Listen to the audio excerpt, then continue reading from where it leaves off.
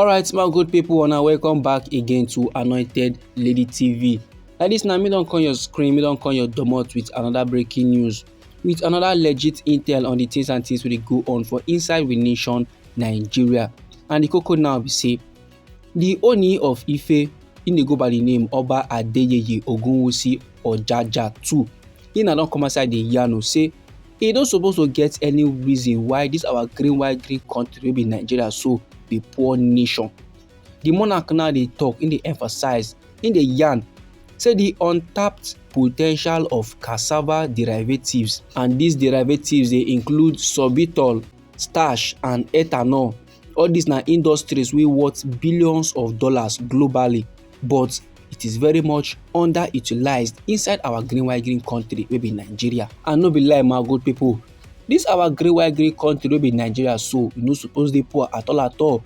We no suppose to dey stress to feed. We no suppose to dey complain of hunger. We no suppose to dey complain say things no dey work well, because we get everything wey suppose to better the lifestyle of each and every citizen of Nigeria. But come back see if we no sabi use our own product. The monarch now come mention cassava derivatives. This na something wey be say, if to say other countries come fit get their hands on this kind of level, they go make sure say dem dey make billions of dollars from am. But you see, our green white green country wey be Nigeria, we no know the value of wetin we get. And after the monarch yarn all those levels finish, he come dey praise one farming facility like that wey dey go by the name Agbeyewa Farms for their transformative efforts for inside Ekiti North. And he dey praise dem sake of say dem turn a once insecure area into a thriving hub for cassava cultivation. So for inside one statement like that wey dey made available to tori people on Monday, the monarch come dey commend the bold initiative to convert over 20,000 hectares of land into mechanized cassava plantations. He come dey describe that development as a groundbreaking step toward redefining the agricultural landscape of this our green white green country wey be Nigeria so. And for inside the statement, the monarch come still dey yarn say the initiative is not just about farming o. He say it's about rewriting the narrative of a community previously defined by fear and insecurity.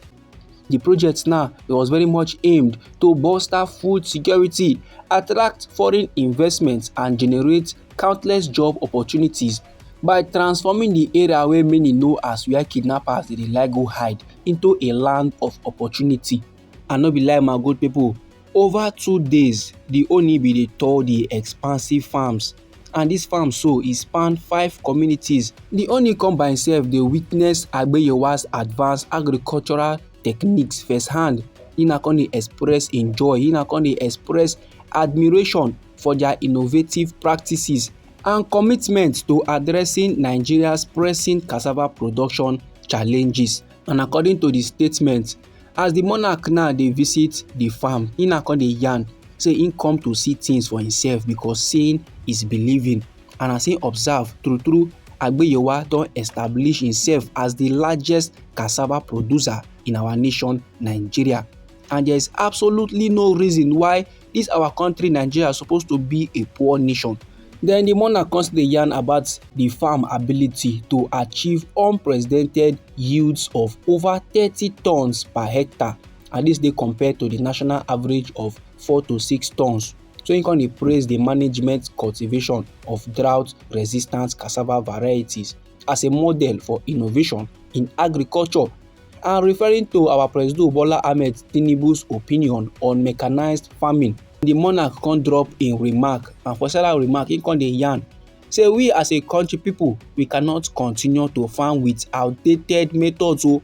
We no go fit continue to farm with things and things wey be say na ancient and modern. Agbeyewa Farms now don dey show us say innovation is not just an option, but na necessary something. And like this now, dem don dey lead the way in proving that agriculture can be both profitable and transformative.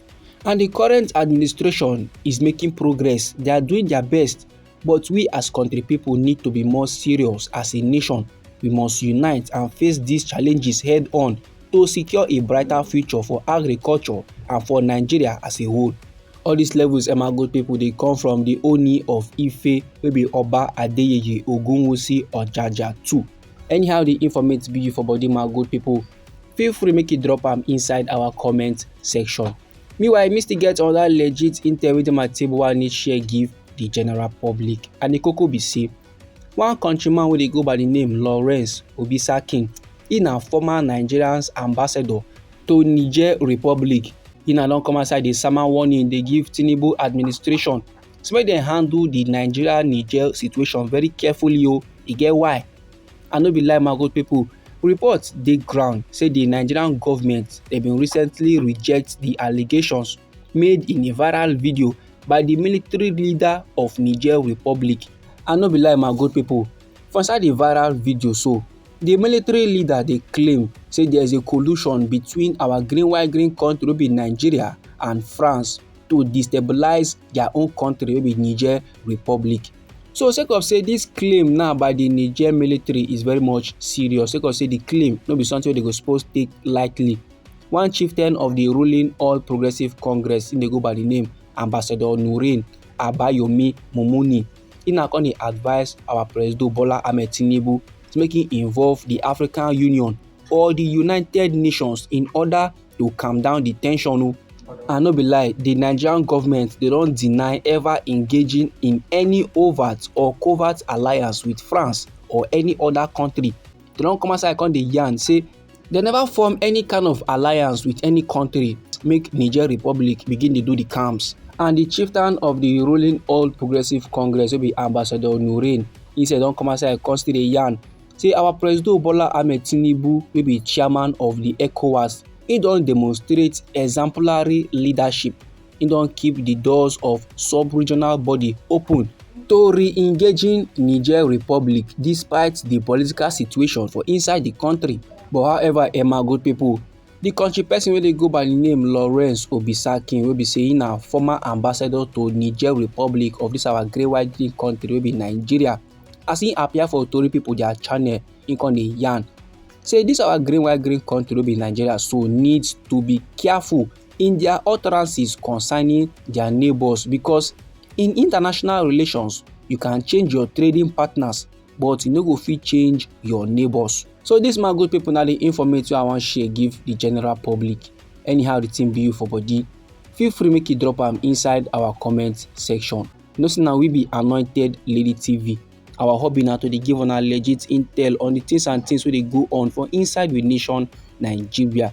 So if you like our updates and you go like to receive more, try make you subscribe to this channel and try make you put on the notification bell so that as we dey come with the news, then you go first get the updates and you go even receive am sharp sharp. We dey come inside again with another legit intel for you my good people. Try make you no go anywhere.